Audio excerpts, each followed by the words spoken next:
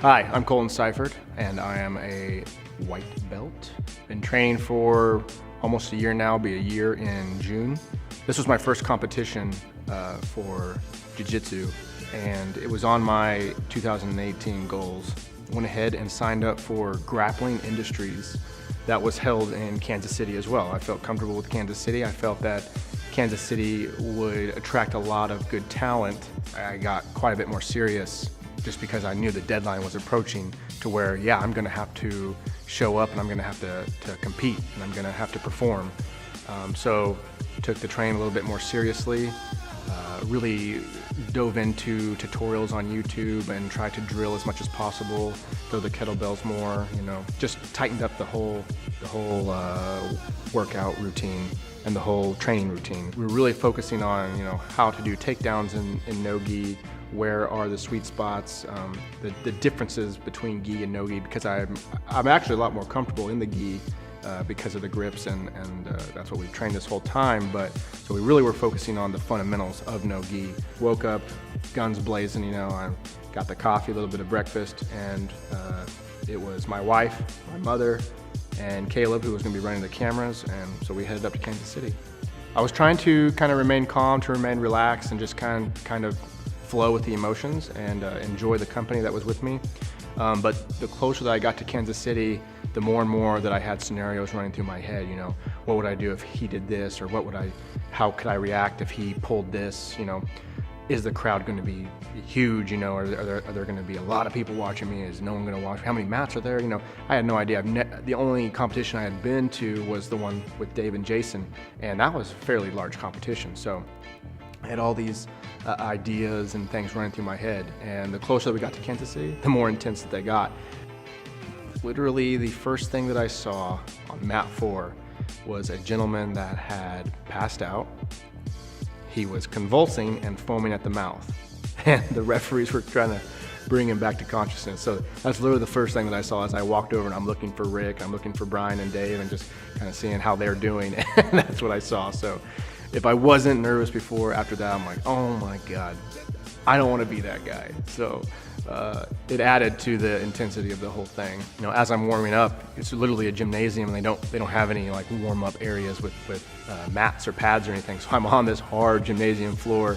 Caleb's got a camera in my face, and cameras attract attention, and so I could kind of see people eyeing me, and that did not help with my nervousness as far as like, oh, I have to compete, and I got cameras in my face, like, who is this guy? But that's just part of vlogging and part of documenting and doing what we're doing. So we'll see. The first thing Rick said was that competing cardio and rolling cardio are a lot different. So I was like, oh, great. That was kind of one of my biggest challenges in my mind is how do I get these guys down? They're really big, and there's no grips.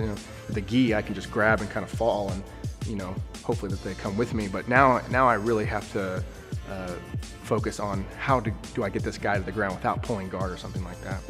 So I was really watching the competitions beforehand, and trying to pick up some of their moves and dictate what worked, what didn't work. And it helped me not think about me competing because I'm watching them compete.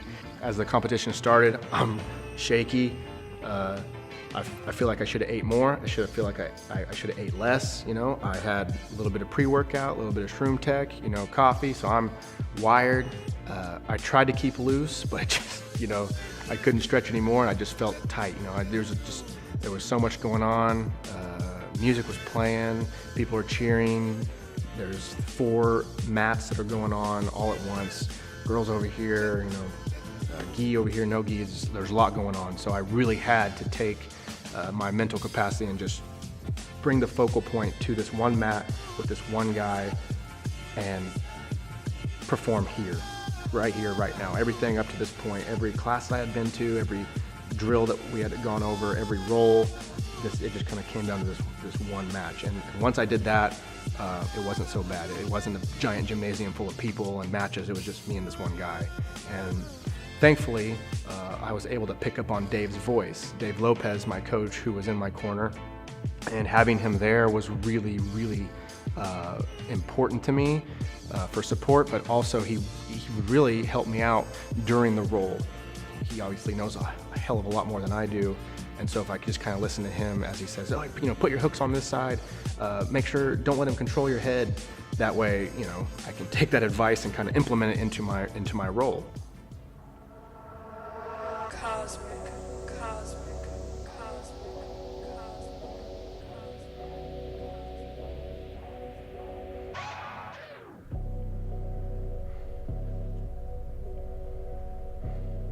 To recap that first round, I was rolling with the guy who was from the upper weight class, 230 plus, so I had to take that into consideration.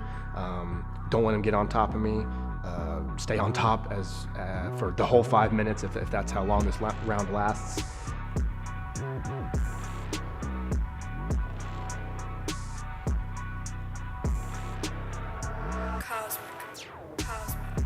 At the end of that round, it was 12-0 points, so won that by points. But when I stood up, I was so surprised about how tired I was just after that one round, after a 5-minute roll, which, during class we roll for an hour, 5 minutes at a time. And yeah, you get tired, but that was a different type of tired. I can't stop thinking about Jordan Peterson's lobsters. The lobsters, they fight each other, and the winner gets this big boost of serotonin, and he moves up in the hierarchy. So the whole time I'm thinking, just keep winning, keep getting that boost of confidence, that boost of serotonin, and that's not just happening in me, that's happening in everyone that's watching, including my competitors. So thank you to Jordan Peterson for that. Going into this, the strategy was very similar. Stay on top, remain in good position, get your points. If you're going for a submission, go 100%, but don't submit too early. Don't go for a submission too early. Make sure that you're setting it up properly and that you don't give it away so that he can prevent it from happening. And now it's in his head and he's thinking, oh, he's going for this arm bar. Oh, he's going to try to go for whatever. I ended up in his guard at one point, and I kind of realized that it wasn't locked behind me, and so I could scoot out, but he hooked behind my leg and somewhere on my side. So as I'm moving back, I'm actually dragging him. Like, I can't really get away from him. And then I realize that his right leg is under my left arm. And right then I was like, all right, I'm going for this ankle lock. Fell back.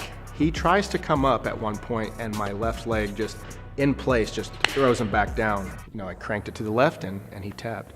And really, that was like the best part of the whole match, because I'd been drilling that technique for so long and drilling it over and over and over again. I was really proud of myself to be able to pull that off during the competition and win that second round. The third and the final round was against the biggest guy there, the tallest, and he was a high school wrestler. So I knew that he had a lot of experience with, a one-on-one match. This guy was so tall and so lanky that he could really take his hand and put it around my neck, and I could hear Dave yelling like, don't let him control your head. It was tough to go in and get grips on him without him getting grips on me. We're scrambling, we're throwing each other to the ground, and we kind of fall to the side. No one has dominance at this point. We're fighting for it. He ends up in my guard, and I hold this guard, and I'm kind of thinking, triangle almost immediately, and Dave, like, reading my mind, is like, don't try any submissions from here, like, let things play out. So I'm like, okay. I immediately threw away that idea.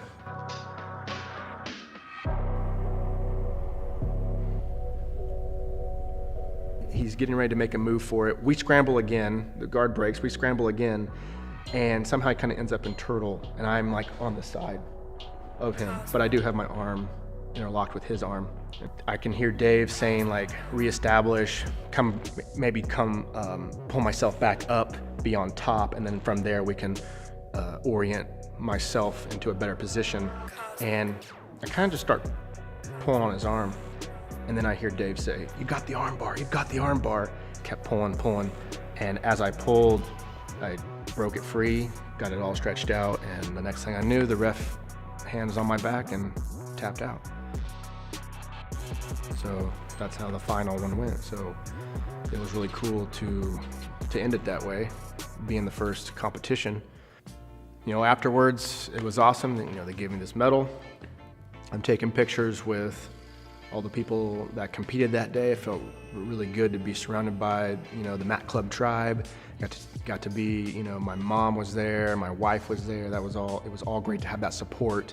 For now, it's back to the gym, back to Mat Club, get back to training a couple times a week, and we'll see when the next competition is. So, thanks for watching.